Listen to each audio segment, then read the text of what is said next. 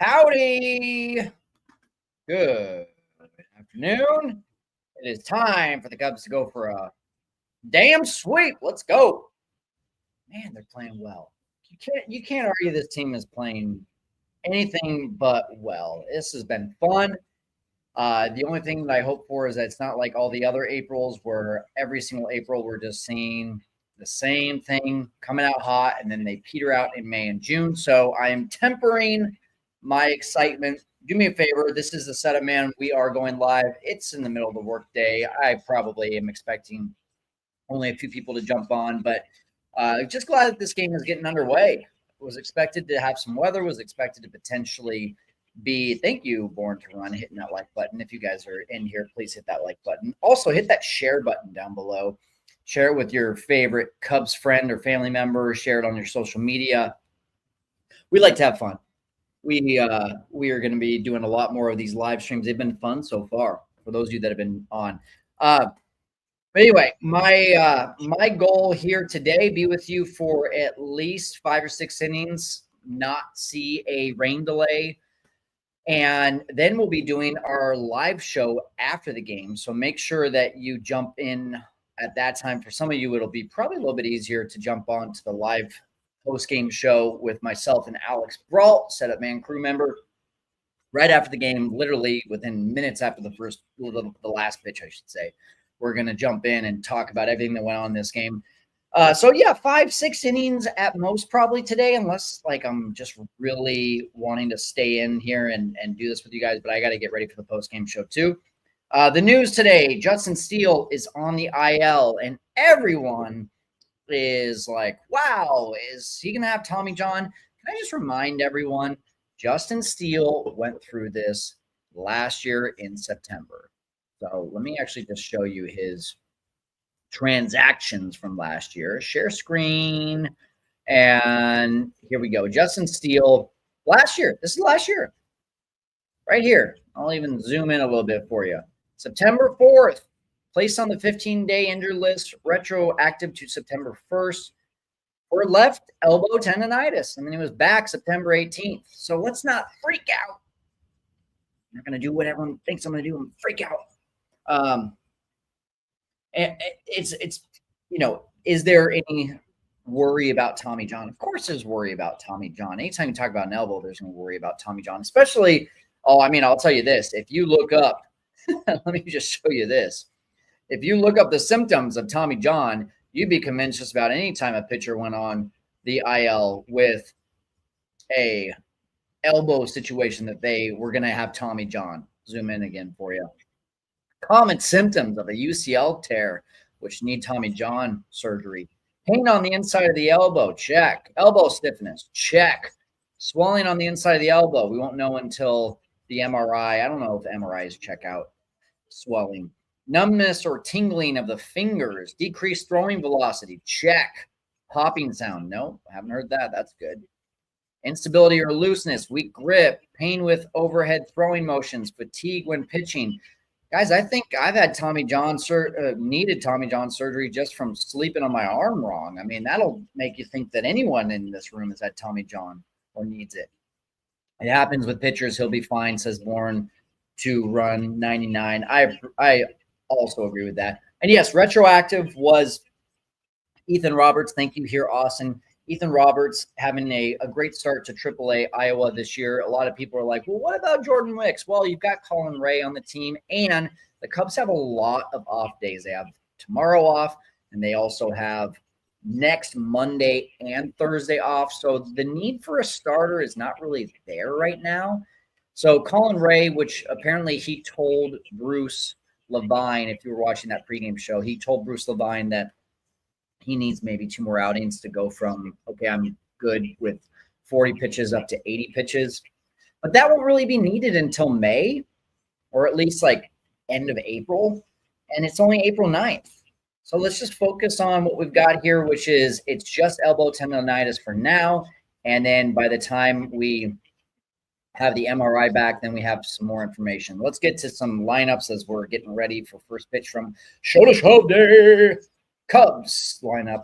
Let's start with the Rangers lineup, actually. Semien, Seager, Young, or Jung, depending on how you pronounce that.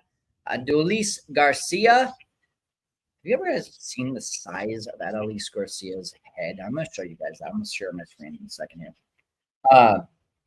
Jake Berger, Kyle Higashioka, Kevin Pillar, Jonah Heim, and then Tavares to end it. Tavares with the major error, which pretty much led to a Cubs win yesterday.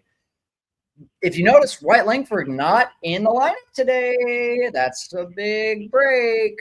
Cubs need a lot of breaks here in April, and they got it. They don't have to see any of the studs from the Rangers.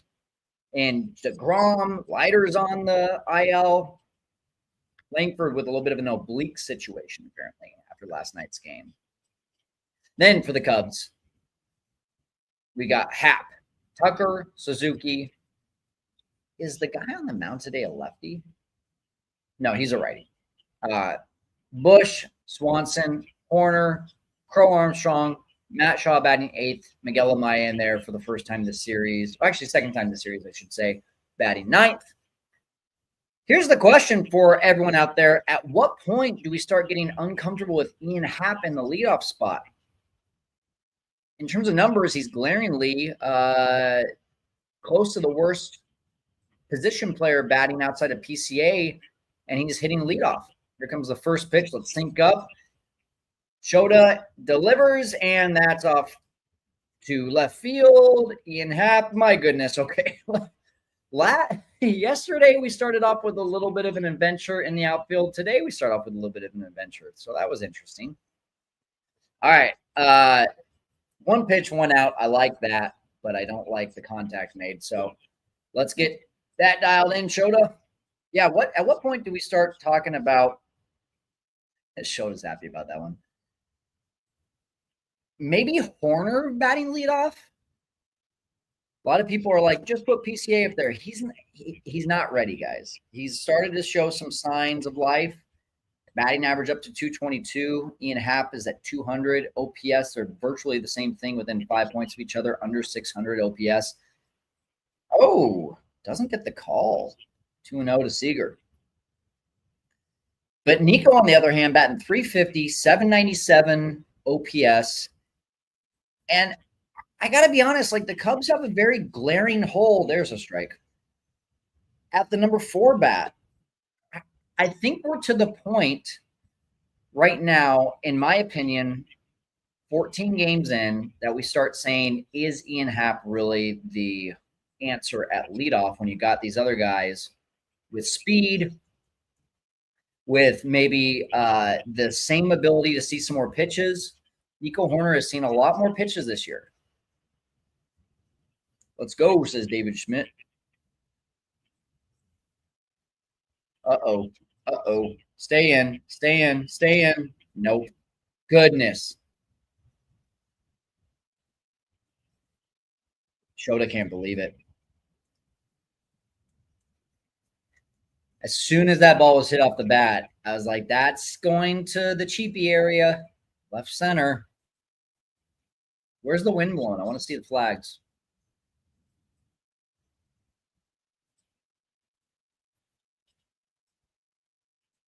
Yeah, that was right down the middle. That's where the wind's blowing, too. It's blowing out to left center. Yeah. All right, 1-0. Is that the first home run? Let's see. Shota Imanaga.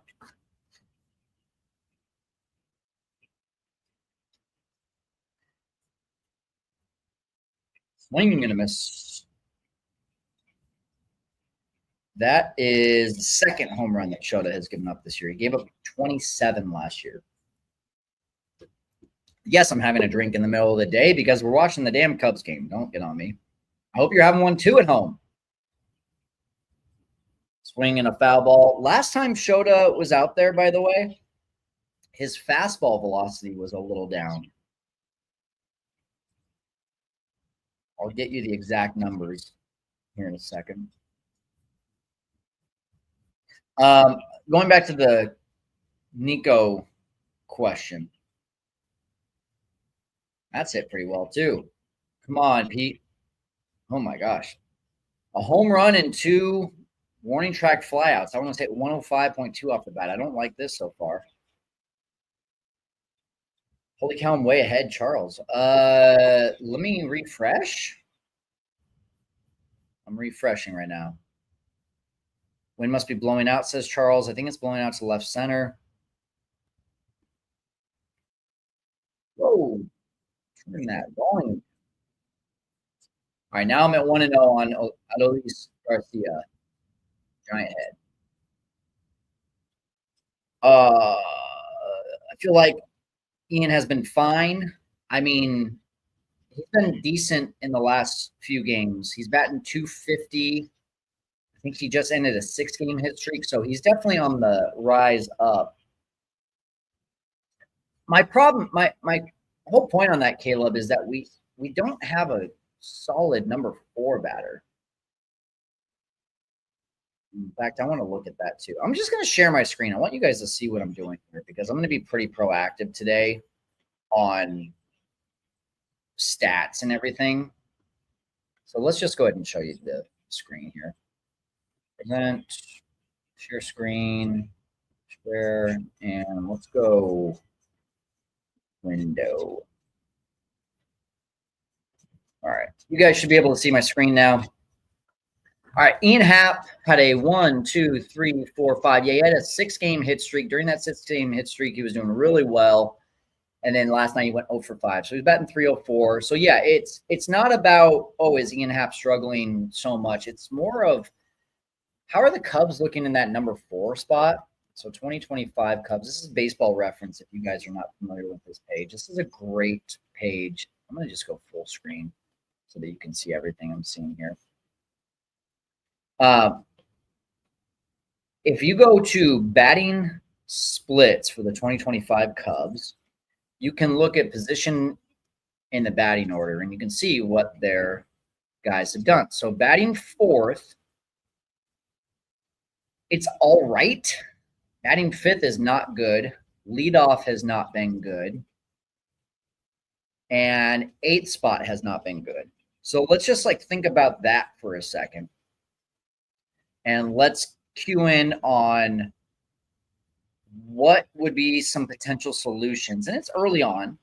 But the reason I'm bringing this up is because, yes, Ian Happ sees a lot of pitches. Yes, Ian Happ has been solid-ish. But also, one more thing about Ian Happ. Let's look at Ian Happ's career locations as he's jumping in here. He's probably going to prove me wrong by hitting a leadoff home run or something. In his career splits, did he? No, he just flew out to center field. All right, in his career, Happ batting first, it's actually one of his worst positions. Batting second definitely is his worst. And then batting 4th is one of his worst as well. But batting 5th, look at these numbers. 885. So, I mean, it doesn't solve the, I think we have a glaring hole at 4. But then again, when you look at the numbers, it's not a glaring hole at 4. It's a glaring hole at 5. So I just don't think a 745 OPS as a 4th batter is that great, though. I mean, if you put Ian Happ fifth, that solves that. Nico Horner first, and you've solved essentially two glaring holes in the lineup. Dansby's hitting really well too. You could even argue like Dansby should get some reps in batting fourth, which would just be wild to think about. But I mean, that's how well he's been doing. Let's see what people are saying about that. Move Kyle Tucker with a 2-1 count here. I agree. 4 is our weak point. Caleb says Seager's home run would have been a home run in one park, Wrigley Field, not a home run in 29 other parks. Thank you, Born to Run, for reminding us that. That's the thing about Wrigley, right? Like center field, right center, right field, left field. Takes a poke, but that left center field, man, you can get away with it. Kyle Tucker needs to do the exact same thing right here. Left center, bomb, let's go. Oh, a little off the end of the bat. Tyler Mahle, he's good. He's good against the Cubs. At least it feels that way. Let's look at Tyler Mahle's stuff. Tyler Mahle. Why is that showing? No, stop share screen. That's not what I asked to share. Let's present. Share screen. We'll go window.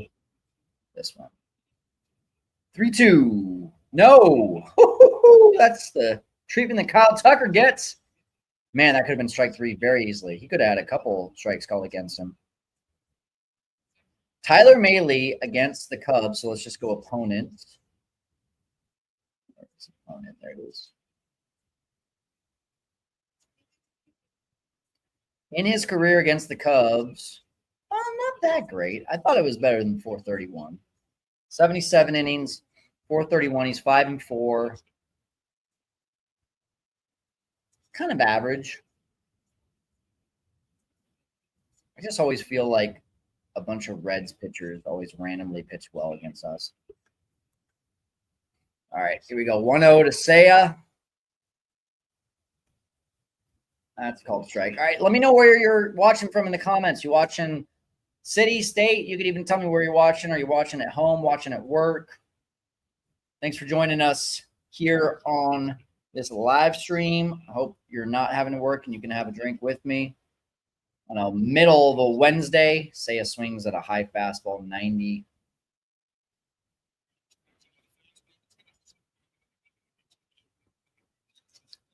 Tell me where you're watching from.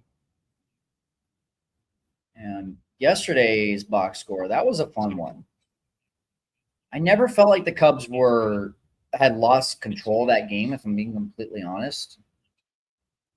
Whoa, that was a great take. Change up there.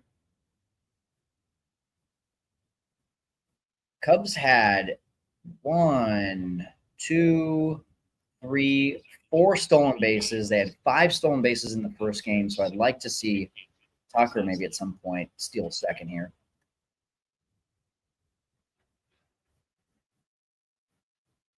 All right, where are we watching from? Hudson, Wisconsin says RDS. Albuquerque, New Mexico says Nikki. Welcome in. Josue says watching from home. Watching at home, Lucas. While I work from the suburbs of Chicago. Let's go. And the 2-2 to Seiya. Ooh, another high fastball swinging out. I would save the alcohol until Presley pitches, says Charles. That's a good point. David, what's up, man? Atlanta, Georgia, home, no drink. Big job right now after the game. Yes, keep it sober. All right, 2-2 to Seiya.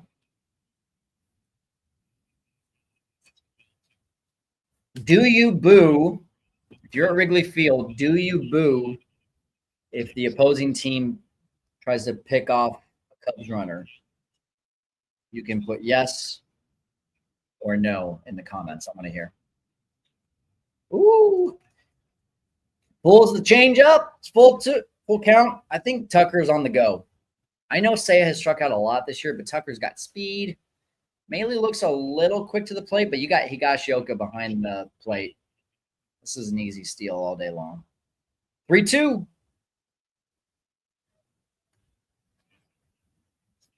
Was not going. Seiya ripped it to right. Line out. 2 down. Yes, I do, to make them nervous, says Josue. Yes, says Caleb.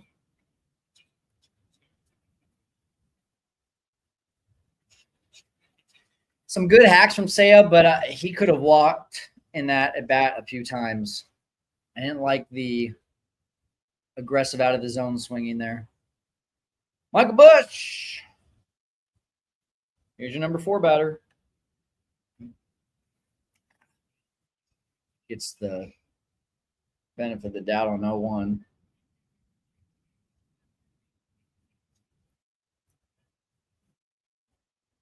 What has been the most impressive thing up high for you guys so far about this Cubs team?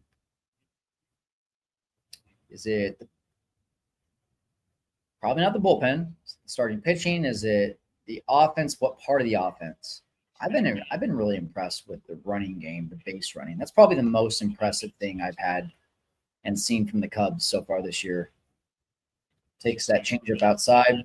I think the base running for me, and not just stolen bases, they've only been caught once in the stolen base department, which is incredible. So their timing on everything is great.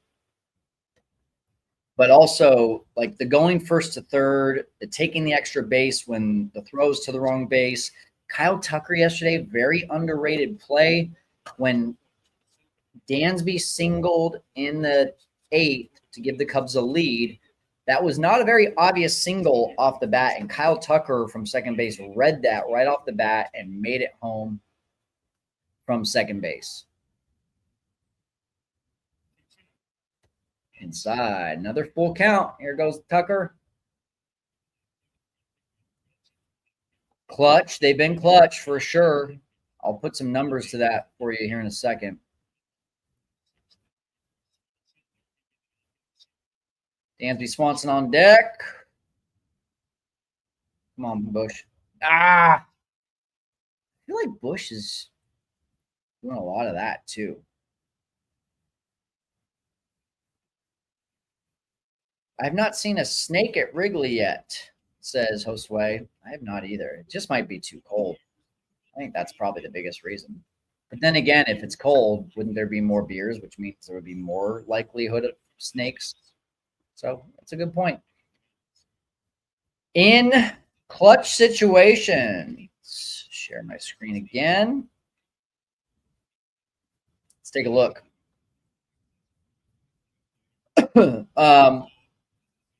Let's start here. 2 outs, runner in scoring position. Who is this team? Who are these people?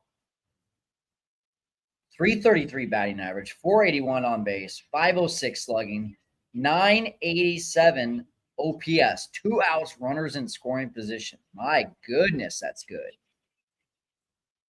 Late and close, not so good. So they're considering 5 games late and close. Tie games, really good. Pretty much everything except for late and close and behind. And when they're leading by 4 or more, or they're within, when the game is within more than 4 runs. So if they're up by a lot or down by a lot, that makes sense. I mean, I get that. I don't know if I put much weight into that one. High leverage is where they're hitting the best. So what would you consider high leverage? Let's ask what that means. Usually if you put your cursor over it, it's going to tell you. I guess not. High leverage, 277, 569 slug for a 935 OPS. Here comes the first pitch of the first inning from Shota. Just to sync up. Fouled straight back by Burger. Why is someone from Mississippi calling me?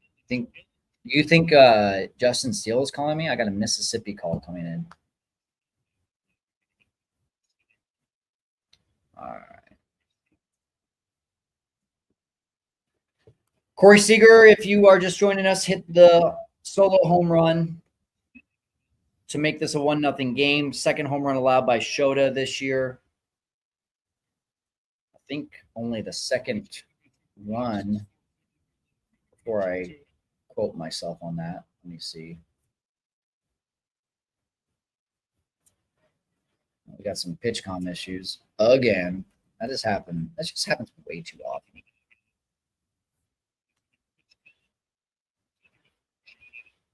Shota this year has given up now 3 earned runs. He's good, man. This is his 4th start. He knows how to pitch in April, I can tell you that.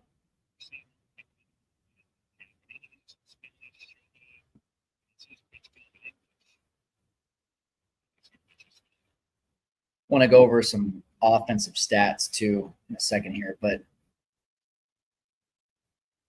whoever is in here right now, make sure you like it, make sure you share it. Again, I asked the question, what's been the most impressive thing about the Cubs so far this year? They're 9-5.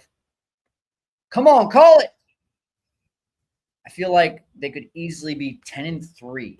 Like, that's how well they've played since coming back from Japan. They should be on an 8-game win streak. They should have won on both Sundays. The only loss,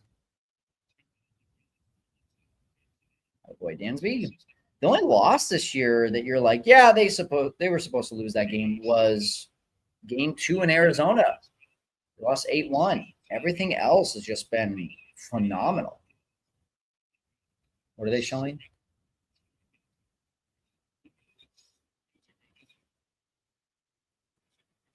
Yeah, just more good Shota numbers on the screen.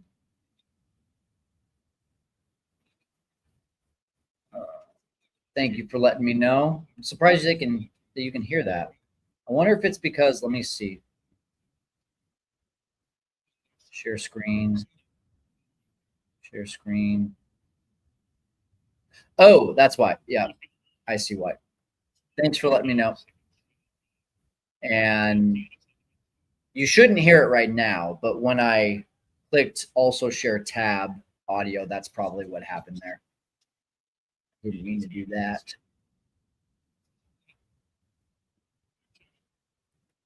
All right.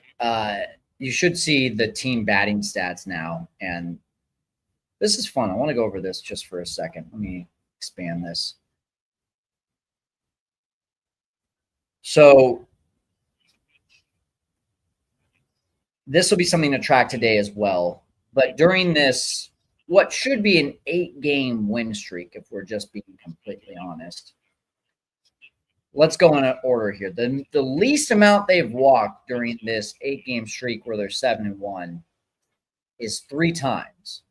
And they won both of those games still. So in order since March 31st, 10 walks, 3 walks, 7 walks, 7, 8, 8, 3, 6 yesterday. I mean, this is just a patient team right now. That's what's really fun about watching these guys. Even that Seiya at bat in the first inning. Come on, get over there. Get over there. That boy showed up. Even that Seiya at bat in the first inning ran up the pitch count. Right now, Mahle is at 21 pitches. I mean, he only allowed one guy to reach in the first inning, and he still threw 21 pitches. If the Cubs continue to do that, even if a starting pitcher goes 4 innings of no-run ball, he's at 90-plus pitches at that point. It's good. What else do we like about this? Well, how about extra base hits during this same streak? Since March 31st, wow. During that 18-3 win, that was 11 extra base hits, 4, 3, none, even though they won that first game, that home opener where yours truly, Shota Imanaga, was pitching. They had none in terms of extra base hits on that day. 4, 2, 2, 2. I mean, they scored 7 runs with only 2 extra base hits. They scored 10 runs last night with only 2 extra base hits, a home run and a double. It's good, guys. It's really good.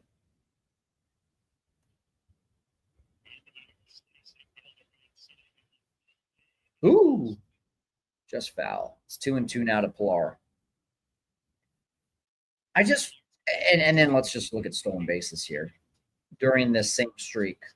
Obviously, they didn't have any. You wouldn't think any or not many during that 18-3 route, but they've had 1, 2, 3, 4, 5, 6, 7 games in a row where they've had at least one stolen base, and 4 of the last 8 games they've had 3 stolen bases or more in a game. It's fun. It's just a fun team to watch right now.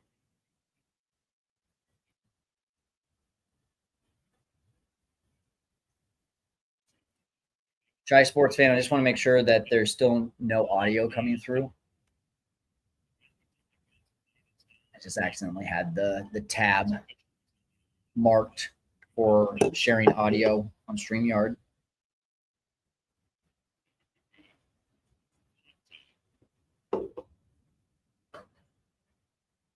All right, full count, 2 outs. Cubs down 1-0. Top of the second inning.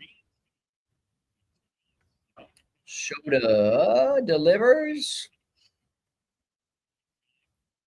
Kevin Pilar putting up it at bat right now. Speaking of which.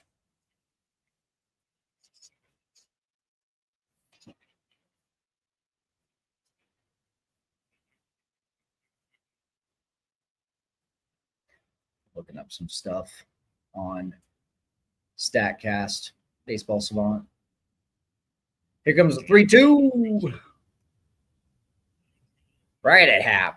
All right. 1, 2, 3. Get the boys back in. We've got coming up Swanson, Horner, and PCA. PCA has been playing better as of recently as well. Seeing a lot more pitches. He's been walking more. Let's look up some of his stuff. Pete Crow Armstrong. If Pete could just consistently work a count and even get that walk rate to like 6%. It says he's at 8.2%. That shocks me. That actually really shocks me. Last year, his walk rate was 5.1. There you go. Baseball Savant, great site for all this information. Last year, lots of blue. We don't like blue. Keep in mind, his second half was so much better than his first half. Only walked 5.1% of the time, struck out 23.9% of the time, which isn't terrible, but it's still in the bottom, almost bottom third. Chased a lot. This year, let's take a look. It's a lot better. We see some reds, some not blues, just some teal. The walk rate is good. I mean, it's basically league average. It just feels like because he chases so much that he should walk so much more often. There was an at-bat that he had against Nathan Eovaldi the other night, 5-pitch walk, and it looked like he was taking the entire time.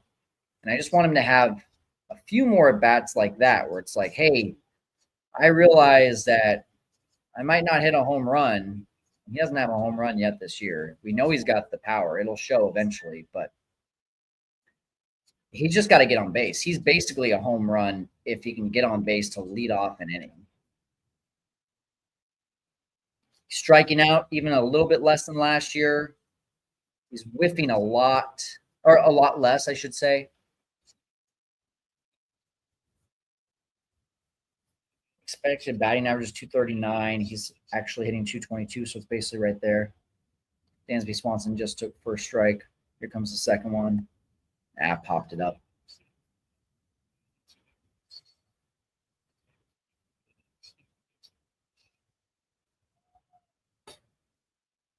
Yeah, so Pete is what I was going to do here. Where's Pete? There he is. He definitely turned it on the last few games. So let's take a look here.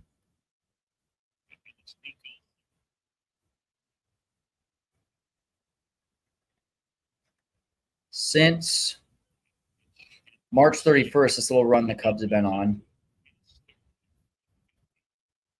Wait for it. This is Baseball Reference if you're not familiar with it. Yeah, he's hitting 313.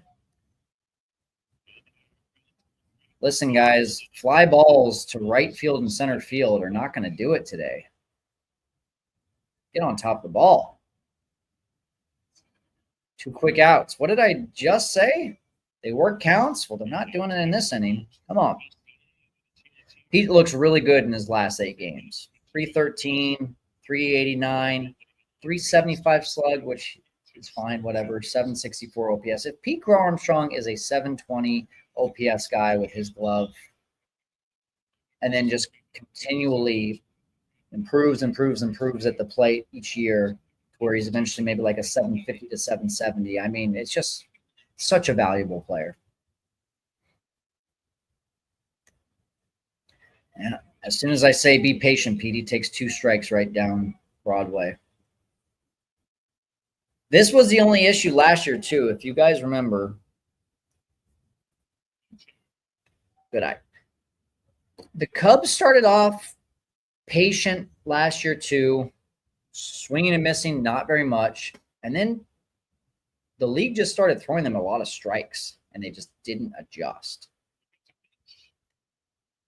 So that's the big hope that you have is, all right, if the league starts throwing strikes against these guys, they need to hit it. They need to actually get on base via some contact and slug. Come on. What was that? Oh. He's walking off like I'm a boss. That was a play, guys. He just reached out and barehanded that. That was unbelievable.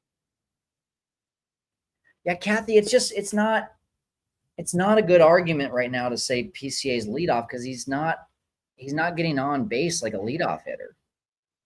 Yeah, in his last 8 games, but every Cubs player has been getting on base like a leadoff hitter the last 8 games. His on base percentage right now is 300. In your leadoff hitter, you want an on base of like 350. 340, 350 on base for your leadoff guy is pretty standard.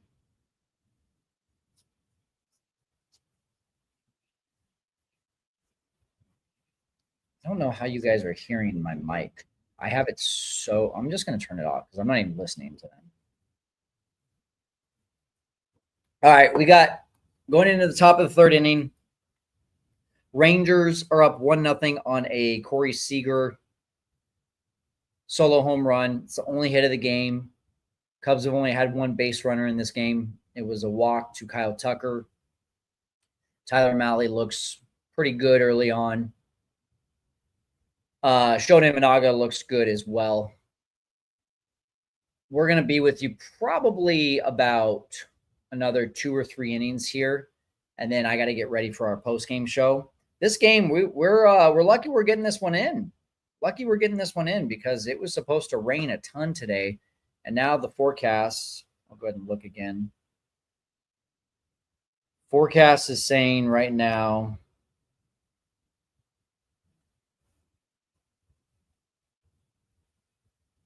that it's not going to rain at all during this game. It's not going to rain until 6 p.m. So that's good. Going to get this one in. Cubs need to get a sweep. They finished off the A's to sweep them. They could not finish off the Padres. Padres have looked just as good as they did when they came to Wrigley. Now, after Wrigley, they were not so good at Wrigley. That's off the end of the bat. Time flies out to Kyle Tucker.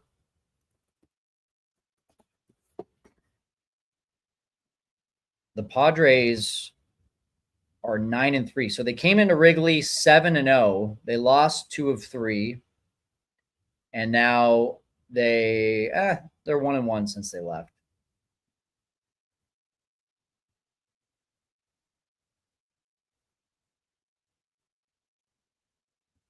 Pumping strikes. That's what's fun about Shota. You don't like sit around. Most of the Cubs starters, by the way, you don't sit around like worrying about walks. You don't worry about that until the bullpen comes in. Dallas, Texas in my car, says Kathy. Welcome in, Kathy. Jeremy says PCA doesn't get on nearly enough to lead off. Had is doing just fine.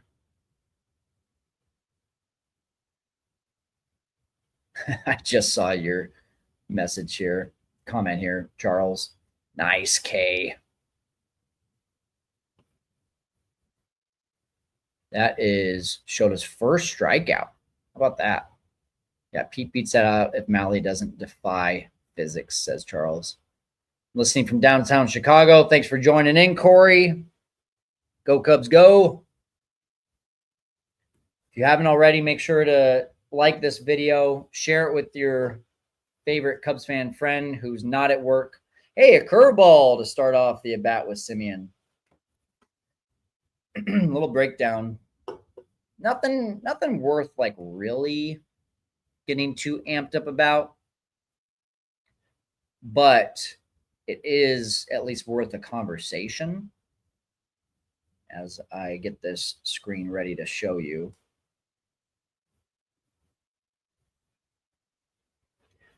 Take a look. We've got Shota's choice of pitches 2025 compared to 2024. And we're just looking at the percentage right here. Four-seam fastball, basically the same. 50, we'll round up numbers, 52% in 2024 versus 53 in 2025. The split finger, which they also call a changeup for some reason this year. So really combined, it's goofy. I don't like how they did that. But combined, he's actually throwing that more this year. So 3.9 plus 30.6, we're rounding up to 35% basically versus 32%. Oh, sorry. Last year, 35% versus 32% this year. So he's actually throwing it less this year as he throws it on 3-1 to Semien. Great pitch. It's the sweeper that he's throwing more this year, 10.8, so basically 11% versus 7.5% last year. And a lot of that came in the last game against the Padres. 3-2. Inside his first walk. Don't like that in front of Seager. No, thank you. Got to bear down now. He threw a lot of sweepers, especially to righties in the last game. I did a breakdown on that. My argument was that essentially his splitter wasn't quite the put away pitch in the last game as he starts off with a sweeper, but for a ball to Seager.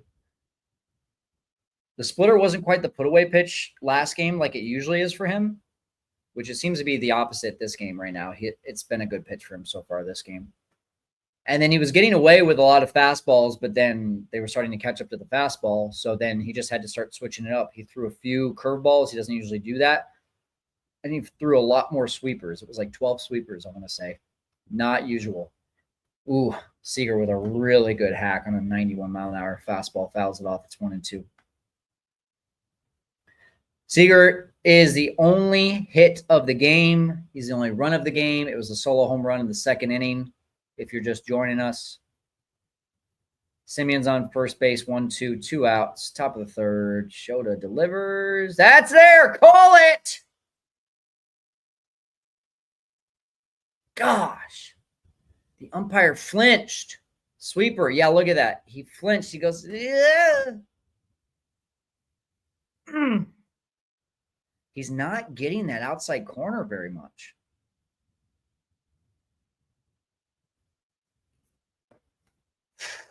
This guy's got a tight zone today. Kyle Tucker had a few calls that looked like they should be strikes that were called balls. So he's doing it on both sides. Give him that. 2-2. Okay. Popped up. Hap coming in and makes the catch. There you go. All right. A couple questions here. Has anyone else gotten into scoring games like the broadcasters do? I don't score the games. I just take notes on the games. I used to do that. Anytime I played baseball, I wasn't good enough to be on the field, so I was the scorekeeper for the team. We've got Keith. Does anyone know the status of Luke Little? Let's see. I know he's pitched in at least one game this year. Luke Little stats. This year, Luke Little has pitched in 3 games. He has not allowed a run, not allowed a hit. He's walked 1 and struck out 4 in 3 2/3 innings, Keith. I would imagine we would see him relatively soon. Let's do a little minor league check-in. How about Iowa Cubs stats? Let's look at some pitchers and some hitters. I believe Owen Casey just got hurt with a sprained ankle, is what I was hearing.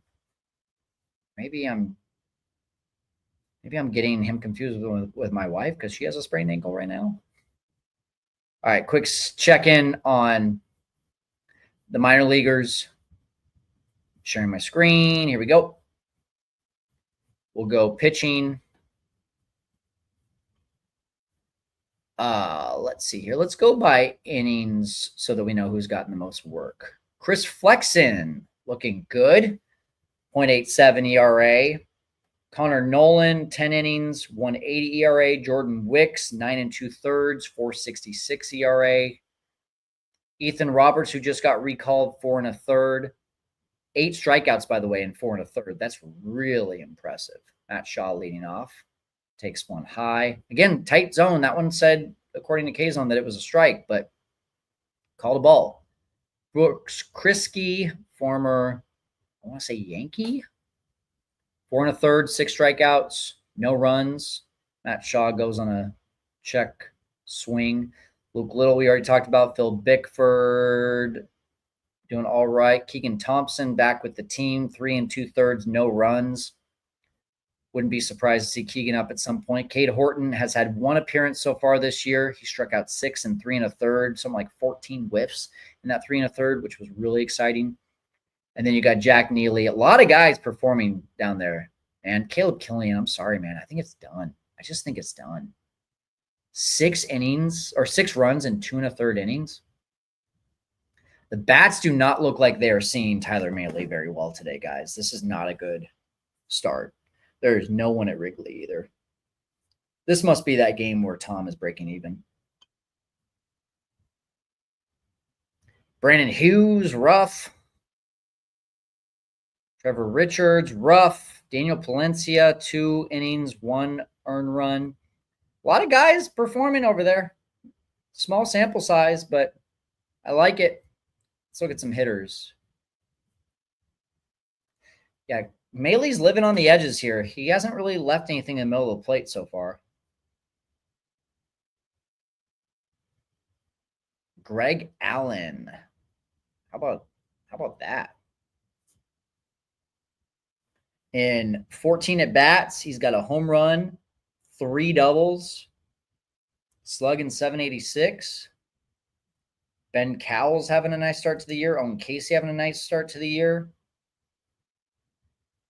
Yeah, I mean, I gotta tell you guys, Tyler Mahle looks really good today. And the last time he was out, 5 innings, I believe it was 1 hit against Tampa Bay, no runs. He's living on the edges here. I don't care if you're throwing 90, 91. This location on the fastball is really good. Jonathan Long having a good start to the season, 345 average in 29 at-bats. Christian Franklin, 26 at-bats, 308. This team looks like it's firing right now. Oh, come on. Get up. Get up. Oh, foul. Maya just hit one foul down the left field line. Moises Ballesteros, 30 at-bats. No home runs, but 300 average. Lots of singles right now from the big man.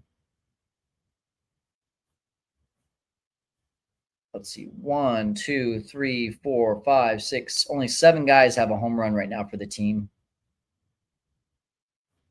All right, here comes the 2-2 to Miguel Amaya. Come on, find that gap. No, man. Amaya with some good swings in that at bat. All right, that's your check-in on AAA. Little's healthy and doing well. Not on the IL, says Jeremy. Little struck out 2 in 1 inning last night. Keegan Thompson had 5 Ks in 2 innings. Yeah. I'm glad that Keegan had cleared waivers. I like that he came back. Anything on Cade Horton? Yeah, I know you probably commented with that, Corey, a little bit ago, and I mentioned 3 1/3, no runs, 14 whiffs, I think, and 6 strikeouts from Cade Horton the other day.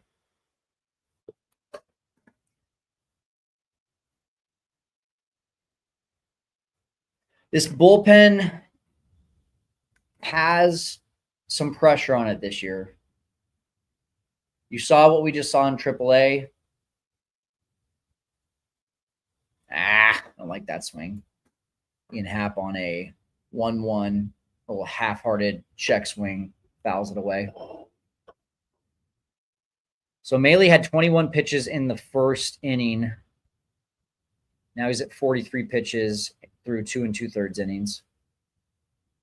Happ fouls it off again. The bullpen has pressure on them. I mean, let's just play the what-if game here. If Caleb Thielbar struggles and Luke Little keeps on doing what he's doing, there's pressure on him. Gosh, are we about to get no hit today? Did everyone just think that this game was going to get rained out, so they weren't prepared except for Tyler Mahle and Corey Seager? If let's see, if Colin Ray struggles, he hasn't yet, but he hasn't been in anything of leverage at all. If Colin Ray struggles, you got Javier Assad and Jordan Wicks down there. Ethan Roberts playing well, so he got called up. If Eli Morgan struggles at all, if Nate Pearson continues to struggle, has Nate Pearson had a clean inning yet? I don't think so. Nate Pearson, Baseball Reference. In 2025, Nate Pearson is a 10.13 ERA, and he has had 1 clean inning. It was a 1-2-3 inning against the A's in that 10-2 win to sweep the A's. That's it. He's given up 1 or 2 runs in every single outing. He's only had 1 outing where he went more than 1 inning, and that was in that just miserable Sunday against the Diamondbacks. Yeah. No bueno. I mean, he was a dude for the Cubs last year. 2.73 ERA. That fastball is just too straight. That's the problem. He has to locate that fastball. If he doesn't locate the fastball, game over. Okay, thank you. Even though against the Cubs, 4.31 ERA in his career, thank you, Born to Run. 6 starts, 3-1, 227 at Wrigley. I thought he brought me bad memories, he says. Well said. Oh, Pittsburgh was being hit, no hit for 7 innings. That was today or yesterday? Oh, that's today? There's already a game in the 11th inning today? Holy cow, you're right. When did they start? My goodness. Swing and a miss to Josh Young. We got top 4. 1-0 Rangers. I want something to cheer about with you guys. This has been boring. This has 2024 vibes written all over it. No offense, pitching doing their job. I'm going to go, because it's been such a short 4 innings so far, I'm going to go with you maximum bottom 5. If they do anything in bottom 4, though, I might call it, because I'm going to have to get ready for post game. 11:36 start time. Come on, come on. There we go. Flyouts are right. 11:36 start time, which is East Coast or Central. If it's East Coast, I don't think it's East Coast, because that would already be 3.5 hours. It was probably Central time, right? Had to be. Mets also were no. So, I mean, is it just a weather thing? Is it just a morning baseball game thing? What's going on today?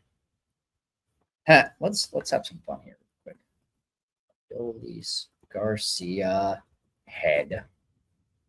That is a giant noggin.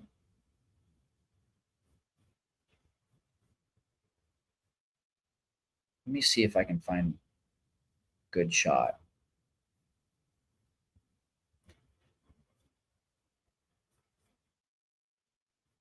Is that I think that was a curveball, like a hard curveball, though, from Shota. 75.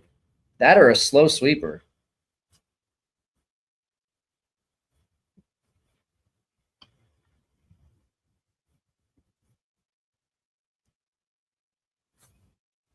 Swing and a miss. All right.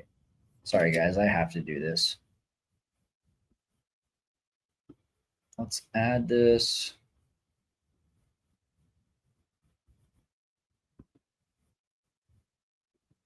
Swing and a miss. See ya, Adolis Garcia. And there it is. I mean, convince me you're not on steroids. That thing is huge. That's got to be the biggest head for a player in baseball, and his manager has the biggest head in all of the land. If you don't know, Bruce Bochy wears an 8 1/4. 2-out single from Jake Burger. Shota at 55 pitches through 4 innings. I think last game he had 92, 93 pitches. I would think that's probably right around where he's going to be throughout the year. Maybe touching 100 every once in a while.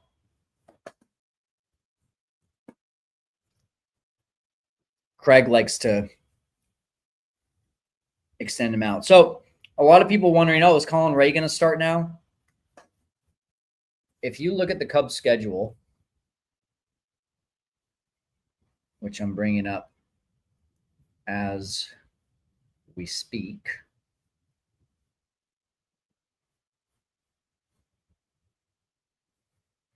you'll see here in a second. Sorry, 1 second, guys. 0-1 to Higashioka. Why aren't the Cubs stealing at all? I mean, they've only had 1 base runner on, but I was really surprised that Tucker didn't steal. The Cubs were stealing all over Eovaldi and Higashioka the other day. And most of that is, yes, I did a breakdown on it, but most of it is because of Higashioka. Oh, down in the dirt. That wasn't close. Here's the Cubs schedule. I thought. Why is it not showing? Let's remove that and let's represent. There you go. Window. Boom.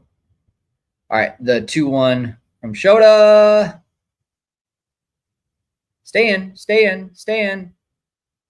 Attaboy. All right, Shota finishes the inning. Here's the schedule. So here's where we're at, right? Look at this. We got a day off here, and then 6 in a row. So you could argue that the Cubs would go on day 4 here, day 5, I mean. I don't want to see the buy tickets thing. Don't do that to me. So probably Dodgers, you see 3. So it'll be Boyd, let's say Boyd, Brown, Tyone, and then I would assume Shota here, because that's 1, 2, 3, 4, 5. Yeah, so you would assume Shota on Monday, and then maybe Colin Ray or some sort of bullpen day on Tuesday the 15th. And then back to Boyd on the 16th. That's what I would assume. And then after that, I mean, look at how many off days they have. They have Thursday, 3 games, Monday, 2 games, Thursday, 3 games, and then Monday, and then you're into 2 games against the Pirates, and then you've got your stretch here. So 1, 2, 3, 4, 5, 6, 7, 8, 9 games in a row, and then a bunch of Thursdays off again. Craig Counsell, by the way, got his wish. The Cubs have a ton of Thursdays off. Last year, he said, I wish there would be one consistent day off for the first month or 2 of the season. And it's really not until June that they really start playing a ton of games. So, I mean, there's the upcoming 6-game stretch, and then to end April and go into May, there's a 9-game stretch. And then after that, it's a Thursday off every single week. So you could say, even if Justin Steele is out a month, you could probably get away with a 4-man and then a 3 to 4 inning start against with Colin Ray, or he's even finishing games and the bullpen is starting. I don't like that, just for the record. I don't like that before the game starts, Ryan Sweeney is saying, well, thank goodness the Cubs got Colin Ray. This is why you got him. That's not really why you get him. Colin Ray should not be the guy that you're happy you got for depth. Colin Ray is like, should not be plan B for the rotation. He should be like plan C at best for the rotation.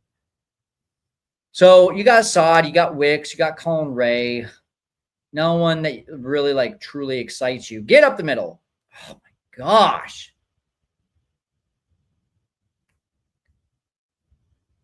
.97 off the bat, right off the glove of Maile. Stops it. It would have been, I mean, it would have been right to Seager anyway. I don't like the feel of this game so far. How's Assad? He's still on the IL, hasn't pitched at all this year. What's up, my brother? What's up, Sean? Afternoon, Kyle, says Chuck. Hello, hello. Holy Barry Bond said, yeah, we were showing Adolis Garcia. Isn't that crazy? Can we please get something going? Just a dang hit. I am so bored.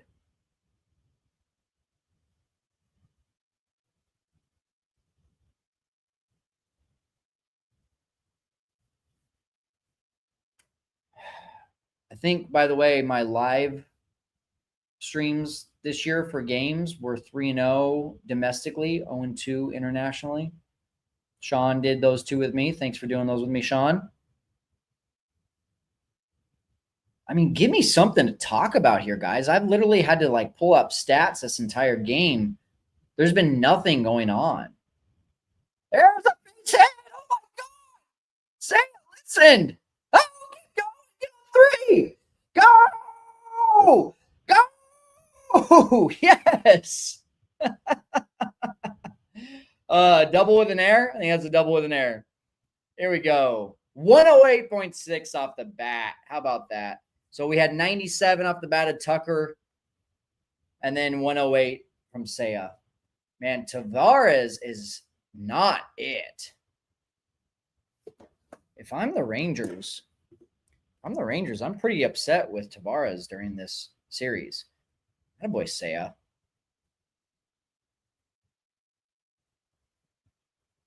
Did anyone see any other like broadcast or see any other replay that I didn't see? Michael Busch swings through.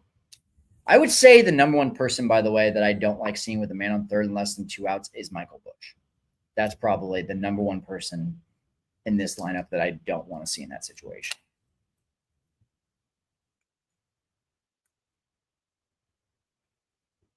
God. Swings through a high fastball, swings through a changeup, 0-2.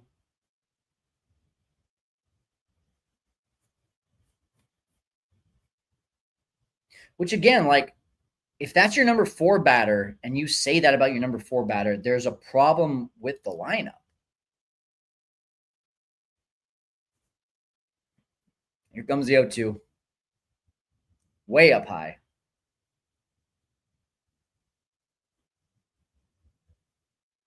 Right, Kathy?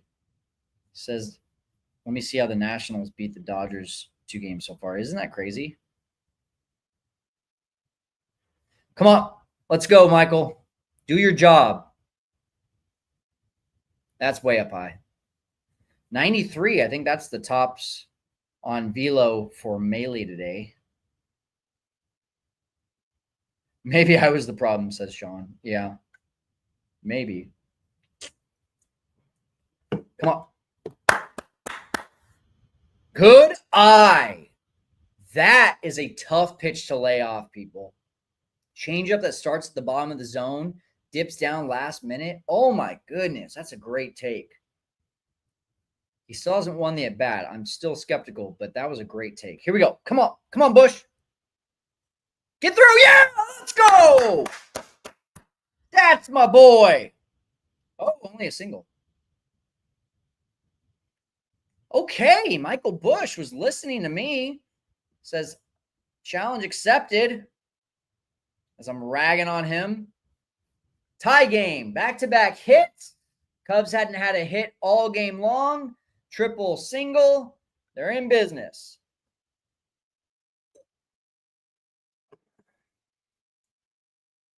De La Cruz, LA dog turds.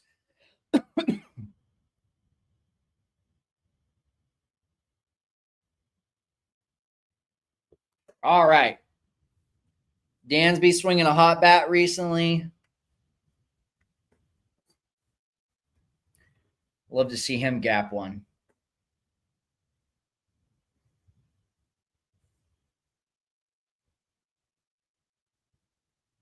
That is not where Melee wanted the changeup. So he's missing his spots here in the 4th inning. He's been living around the edges. He's been jamming guys. He's been getting some really good location for called strikes. Had some guys reaching. But this inning, pretty much laying it in there. Come on, Dansby.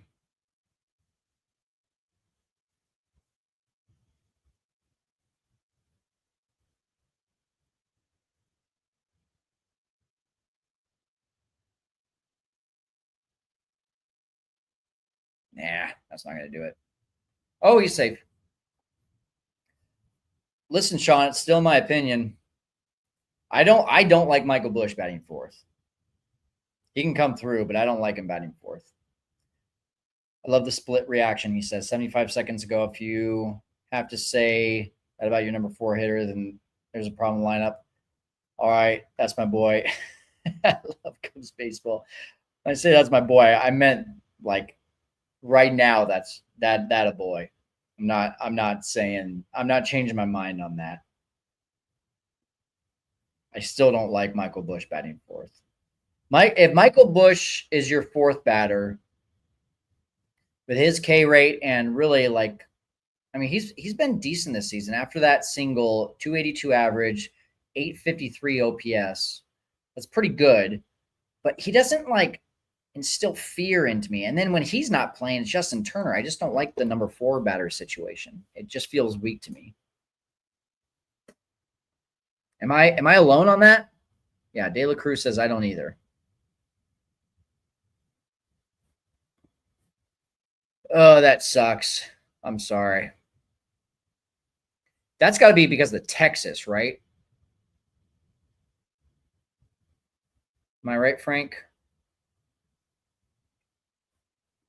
Sean says, I agree with you. Maybe Bush hitting in the 6 hole. I would love it more. Do you put Dansby? That's the thing, man. It's just like the only person that I'm okay with batting fourth. Is Tucker or Seiya? We talked about it earlier, Sean, of like maybe Happ batting fourth, but then we looked at his career numbers batting fourth, and it's not that good. Come on, Nico. Get a little 2-out magic going here. No, that's not gonna do it. I'm gonna stick with you guys to the bottom of the fourth. That felt good. His numbers aren't good batting fourth. So, like, there's not really a player on this team unless you move Tucker or Seiya down to batting fourth. But then the flip side of that, Sean, is well, now they're getting less at bats. Now you have more situations where it's like, oh man, Seiya gets left on deck in a big situation, or Tucker gets left on deck in a big situation, and I don't like that. So I really think like I don't like Bush batting fourth, but I'm not mad at Craig Counsell for that. I'm just mad. I'm not even mad. I'm just like, that's the lineup that we have. That's what Craig has been dealt. Now, if PCA stepped up, if PCA was a bona fide leadoff batter, then you talk about, okay, you can move Happ to 3 and Seiya to 4. And then you don't miss out on at bats from Tucker. Or you even try out Happ for a little bit at fourth and see what happens. But Pete has to figure it out. In 2 years, Pete Crow Armstrong and Matt Shaw will be batting 1 and 2. They'll be leading the offense. We'll be crushing it. We'll be stealing all day long, just like we are right now. But they'll be so much fun at the top of that lineup. But right now, they're 7 and 8, which is where they should be.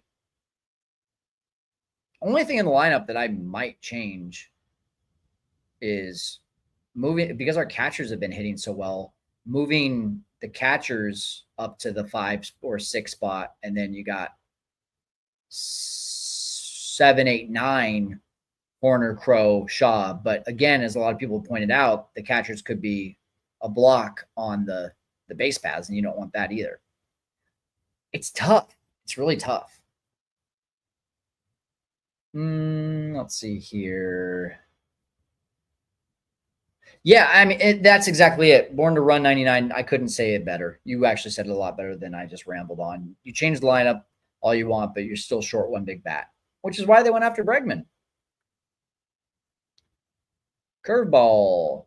Imanaga. I think that's his second curveball, maybe third. There was a 75-mile-an-hour pitch he threw. His sweeper is usually 78 to 80, and his curveball is usually 71, 72. He threw a 75-mile-an-hour pitch, so I'm like, was that a hard curveball or a light sweeper? That's the only one I don't know what he threw. Sean says, the question is, do you really move those guys down when they're doing the job they are supposed to do right now? And that's the other thing, too. We could overanalyze the lineup, but it's doing its job right now. Today's just not really great. I'm not mad, just disappointed. Exactly. Come get it, Dansby. Oh, that's Nico. Come on. Oh, no, he's too fast. Pilar in his old age still can run. The blackouts are ridiculous. Yeah. If you're in Hawaii, you get blacked out for like LA, San Diego, all of those. It's crazy.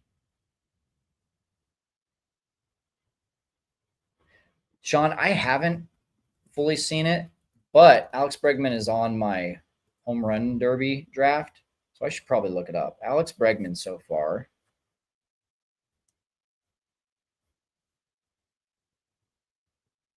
Batting 308 with 2 home runs, 864 OPS. It's good. Not bad.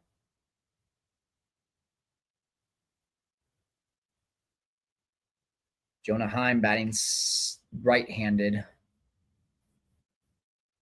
Let's check this out. I want to know what Jonah Heim does from the right side versus left. He's a underrated player. Last year. We'll just go to last year, not this year. Oh, did he go? Did he go? Not even going to check. Fine. Whatever, dude. versus righties versus lefties. So he's actually better as a left-handed, as a right-handed batter. He didn't have a very good year last year. Uh-oh. Uh-oh. God dang it.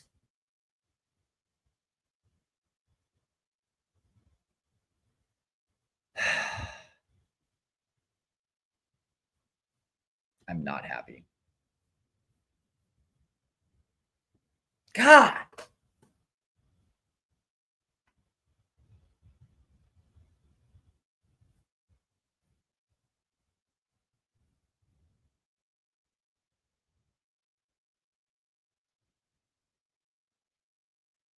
Wow, he missed his spot. He missed his spot so bad.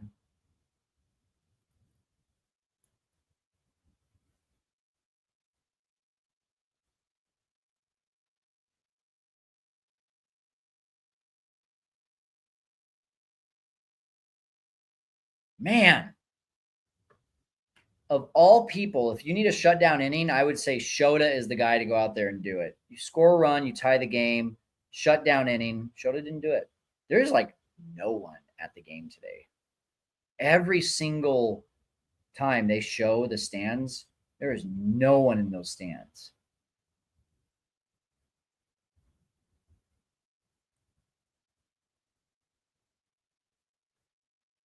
Shota coming into the game, 0.98 ERA, now up to 1.99. Not his day.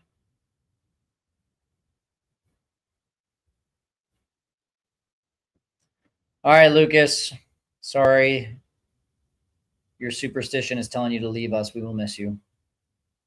Oh, Dansby. How'd you miss that?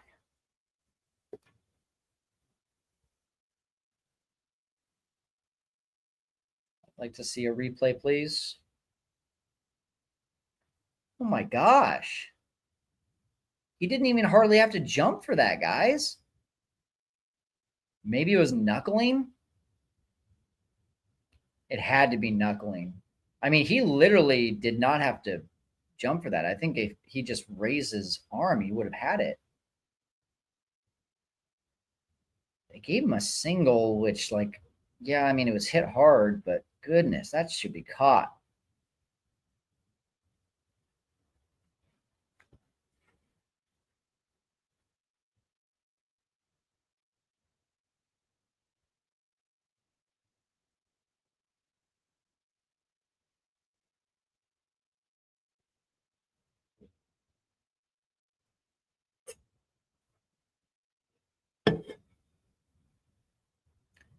Well, you guys have been watching with me for 4.5 innings, basically, just about to be 4.5 innings. I'm going to call the bottom of the fifth the last one, and then make sure to join us after the game on our post-game show. Myself and Alex Brault, not Alex Bregman.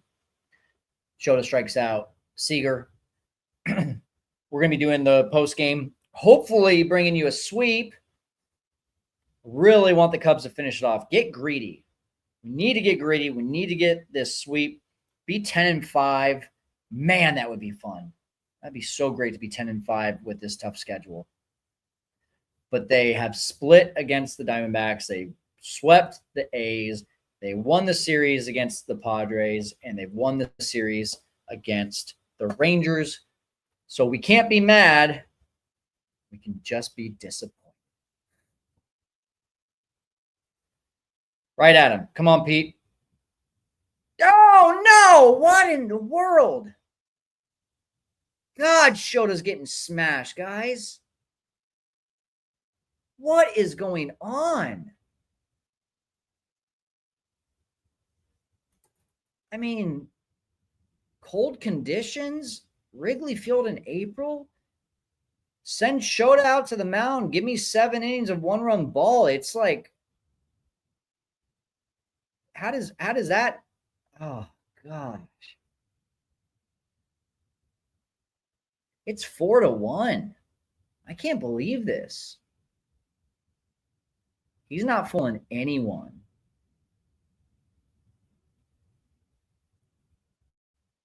So disappointing.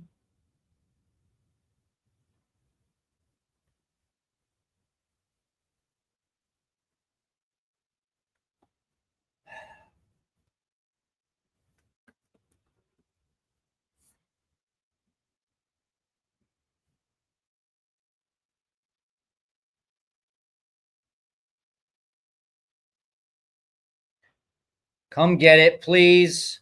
Oh my God. This game's over. I mean, there's just no way you're scoring 5 runs today the way that Tyler Mahle is pitching. Call me negative. I'm realistic. It's just not happening.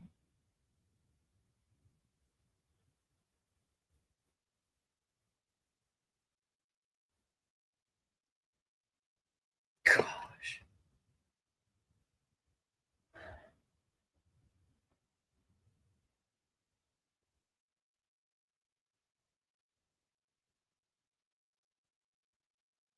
Dolis Garcia, by the way, I mean, you talk about a fall from stardom. All-star in 23, 836 OPS, had 39 home runs. The only thing he doesn't do is, I mean, he doesn't get on base all that much and he doesn't hit for average. But I mean, last year went from an 836 OPS and 39 home runs to a 684 OPS and only 25 home runs.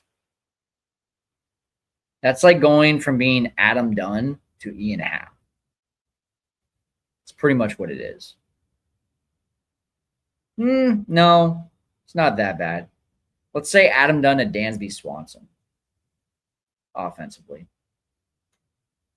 Because Ian Happ at least walks a ton. Oh my goodness. Guys, this is getting ridiculous. Wow. I mean, the wind just knocked that down. That was poked.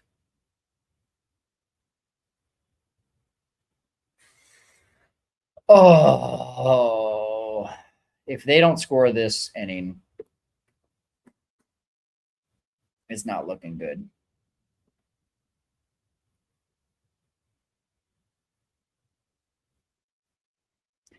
Charles, I would say the 8-1 loss to the Diamondbacks was a time to turn off the game as well. But yes, that went from a 1-1 game to a 5-1 game. Feels like it's 12-1. I mean, might as well be. They were due for a clunker, says Nikki. Sorry I had to be the reason for that clunker.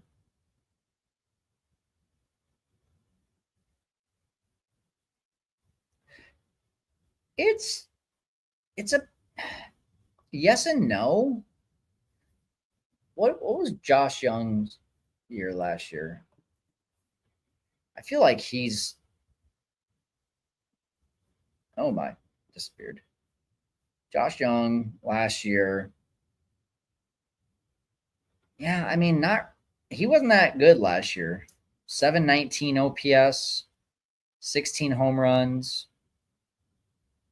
Oh, he only played in 46 games. It's interesting. 781 OPS the year before he was an all-star in 2023.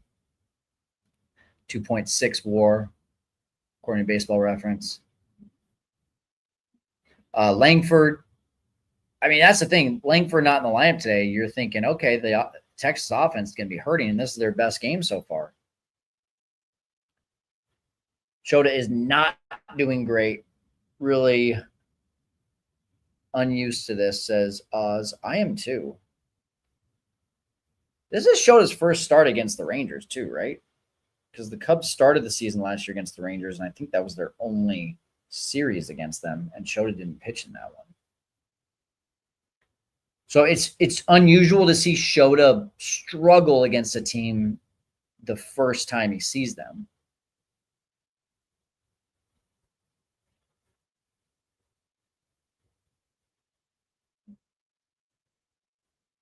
Oh, yikes, Josue. I'm sorry you had to be at that game. That was rough. Looks like Pete broke his bat.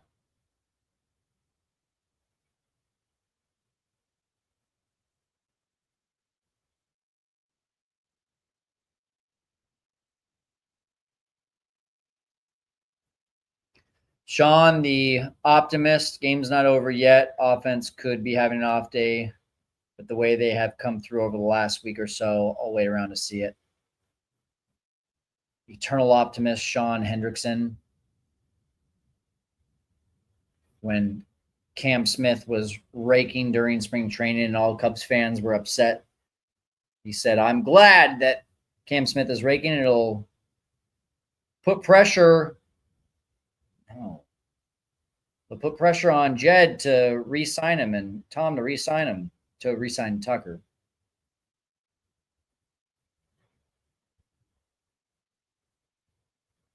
Really want to see Matt Shaw start turning it on, guys. I know it's early.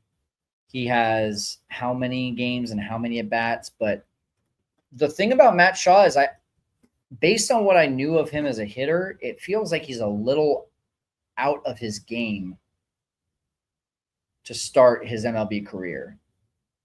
I expected a lot of line drives to right field with some power, and I haven't seen a lot of that. I've seen really good at bats. I mean, while he's batting 182, his on base is 333, and he has walked 10 times. He's got 11 runs so far this year. That's really impressive for a guy that really hasn't done a whole lot with the bat. He has one home run, and it was a pinch hit. It was the first pitch that he saw in Arizona.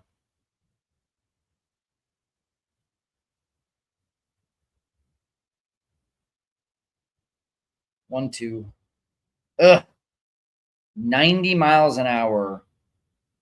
That's where guys have been living too. Fastball right here. With that closed off stance here, right here. That closed off stance, right? They're just throwing it right here. Right here. And he's having a tough time getting the body around. Oh, don't call that. Oh, I'm sorry to be leaving you guys in a really bleak spot. I hope something exciting happens for you to want to tune into the postgame show. Postgame show, Alex Brault and I will be bringing it to you after the game every single Sunday through Wednesday. We go on there. We talk about the game. We talk about the one big moment. We'll wrap up the series in a game like today. And then in the final segment, Block C will allow fans to come in, share their thoughts. Today, so far, if this game continues the way it is, the story is Tyler Mahle pitched and Shota Imanaga did not.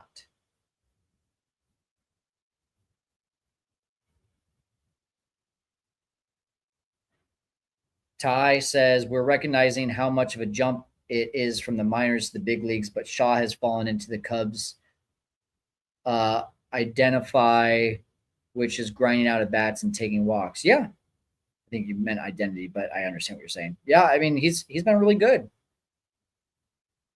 Tell me something positive, says Brian. Something positive. No, not funny. Tell you something positive about this game. How about we'll start with the game? Seiya Suzuki is almost hitting 300 now after the really bad start that he had to the season. So that's good. I'll give you that. Let's do that. Seiya Suzuki, after starting the season here in 2025,